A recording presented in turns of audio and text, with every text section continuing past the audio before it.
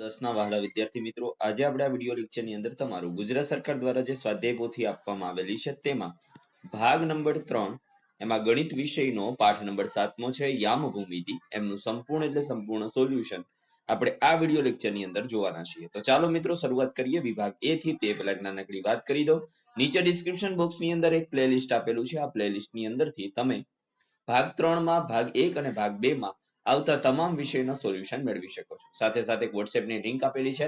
જો તમારી પાસે ભાગ ચોથો આવી ગયો હોય તો તમે મને 9713300571 પર WhatsAppમાં ફોટા મોકલી અને સોલ્યુશન મેળવી શકો છો. તો ચાલો મિત્રો જોઈએ પ્રશ્ન નંબર 1. નીચે આપેલા બહુવિકલ્પિક જવાબ વાળા પ્રશ્નો માટે સાચા વિકલ્પનો પ્રશ્ન લખો. જેમાં પહેલું, બિંદુ P 2, 3 નું x અક્ષથી અંતર કેટલું હશે? 3 હશે. બિંદુઓ A 1 અને 2 0 ના યામ છે 0 0, C ના યામ છે AB, સમરેખા હોય તો જવાબ આવશે 2A બરાબર B.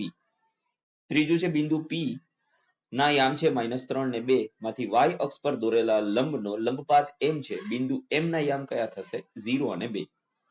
બિંદુ A ના યામ છે 3, 4 નું ઉદ્ગમ બિંદુ O થી અંતર કેટલું હશે? 5. ત્યાર પછી A ના યામ છે 0 0, B ના યામ છે 3 4 અને C ના યામ છે 3 0. એ ત્રિકોણના ખાલી જગ્યા શિરોબિંદુઓ છે તો કાટકોણ ત્રિકોણના શિરોબિંદુઓ છે.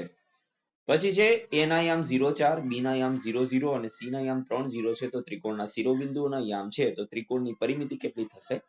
12 થશે. ખરા ખોટામાં પહેલું ખરું, બીજું ખોટું, ત્રીજું ખોટું, ચોથું ખોટું. એક વાક્યમાં જવાબ આપવાનો છે. જેમાં 11મો, બિંદુઓ M ના યામ છે 0 6 અને N ના યામ છે 0 -2 વચ્ચેનું અંતર જણાવવાનું છે તો 8 એકમ. જો AB એ બીજા ચરણમાં હોય તો -AB નું સ્થાન કયા ચરણમાં હોય? પ્રથમ ચરણમાં. બિંદુઓ 4K અને 1 0 વચ્ચેનું અંતર 5 હોય તો K નું મૂલ્ય કેટલું થશે? તો K બરાબર 4 અથવા -4 થશે. હવે મિત્રો વિભાગ B થી આપણે ધીમે ધીમે સ્ક્રોલ કરતા જઈએ, જે તમારે જોતું જવાનું છે. સાથે સાથે આપણી ચેનલને સબસ્ક્રાઇબ કરવાનું ભૂલવાનું નથી.